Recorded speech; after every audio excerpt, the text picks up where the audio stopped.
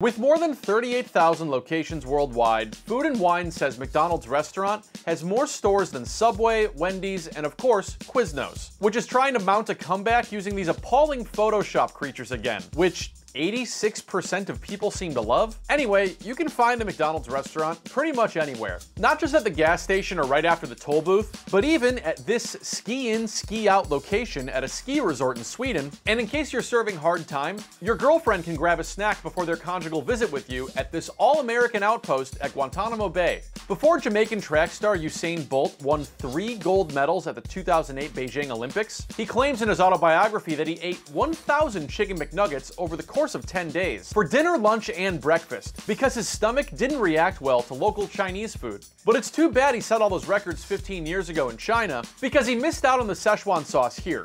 Originally released in 1998 to help promote the Disney film Mulan, references in the cartoon Rick and Morty helped hype the stuff up again a few years ago, leading old containers of the sauce to sell for nearly 15 grand on eBay, in case you were looking to make a serious investment in a major stomachache. And in the years since, McDonald's has brought the Szechuan sauce back in limited time viral runs, which ran out all over the country and led little kids to cry and say they'd never return to McDonald's again. Well, whether you're a 9-year-old, a world-class Jamaican athlete, or one of Guantanamo Bay's approximately 780 detainees, you're about to get the chance to experience a new Szechuan-adjacent dipping option at McDonald's restaurant. Starting Monday, you'll be able to plunge your pulverized chicken rounds into the new sweet and spicy jam, which McDonald's describes as a jammy red pepper sauce with a tongue-numbing Szechuan peppercorn kick, and extra heat from a cayenne pepper. No, it's not the same as the Szechuan sauce's savory and slightly sweet taste with hints of soy, garlic, ginger, and mild vinegar, but McDonald's says it is the company's first breakfast-inspired dipping sauce, in case you were looking for a condiment to join the kilo of nuggets you start your day off with.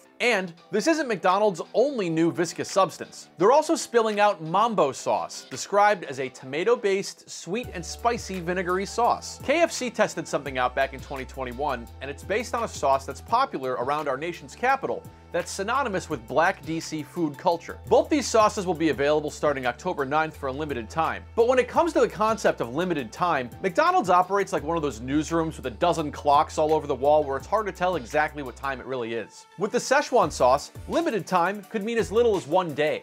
With the Grimace Shake, it was about a month. Because you can't just celebrate Grimace's birthday on a single day, it's more like a standard European holiday. Which takes us to the McRib, the elusive boneless pork patty sandwich that appears to drop in and out of the public's consciousness on a whim, like Bigfoot, UFOs, or John Gosselin. But unlike the eggs contained within these tasty creatures, the McRib's unexpected appearances on Earth do appear to follow a pattern. According to this archived report in Maxim from 2009, the McRib is the brainchild of the McDonald's executive chef who came up with the Chicken McNugget in 1979. 2 years after that crowning achievement, he helped invent the McRib after a chicken shortage. And the McRib is effectively a promotional sandwich that comes and goes as it pleases. Over the years, there have been Simpsons references about it, websites that track it down, and even homemade artwork, like this print of an open-range McRib. But just as that print is a reproduction of a McRib, the McRib itself is a reproduction of a rib. Back in 2009, a McDonald's US supply chain guy told Maxim there is very little actual rib meat in a McRib. Primarily, it's shoulder meat. It's all then pieced together into something that resembles a rib back, in a 45-minute process similar to the one laid out here in this 1995 edition of the Nebraska Swine Report. Restructured meat products are commonly manufactured by using lower-valued meat trimmings reduced in size by comminution, flaking, chunking, grinding, chopping, or slicing. The comminuted meat mixture is mixed with salt and water to extract salt-soluble proteins. These extracted proteins are critical to produce a, quote, glue, which binds muscle pieces together. These muscle pieces may then be reformed to produce a, quote, meat log of specific form or shape.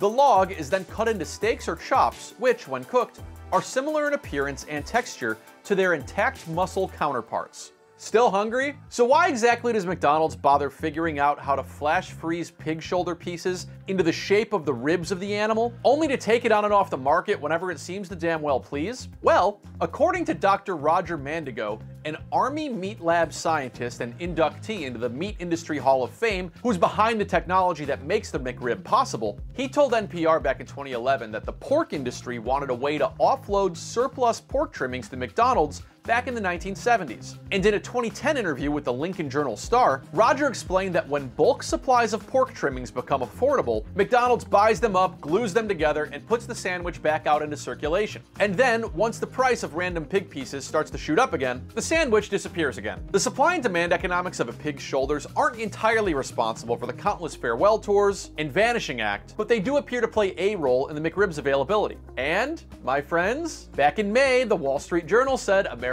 has too much pork. And in June, Agriculture Dive said wholesale pork products were experiencing a notable decline driven by excess supply and soft demand. And my friends, in spite of a highly publicized and drawn-out 2022 McRib farewell tour, low pork prices and seasonal gimmickry seem to be flying in the face of aging rocker Dee Snider, who said back in August, when it comes to fake reunions and retirements, I'd rather walk off with some dignity and leave you guys with a positive memory than overstay your welcome and say, gee, when is this guy gonna get off the stage, man? Because, my friend, you see exactly where this is going, right? Yeah, there's no need to rush over to eBay to shell out $1,770 plus $35.50 in shipping for a flash frozen McRib sandwich. Like this one, self-described as one of the last McRib sandwiches, super cheap, and stored in a negative 30-degree freezer since an indeterminate date, so you can pretend you bought the last McRib in America and enjoy its amazing flavor for the last time. Because yeah, it's coming back. McDonald's claims not everyone was ready to say goodbye to the McRib after last year's farewell tour. So the glued pork trimmings covered in barbecue sauce, slivered onions, and dill pickles atop a hoagie-style bun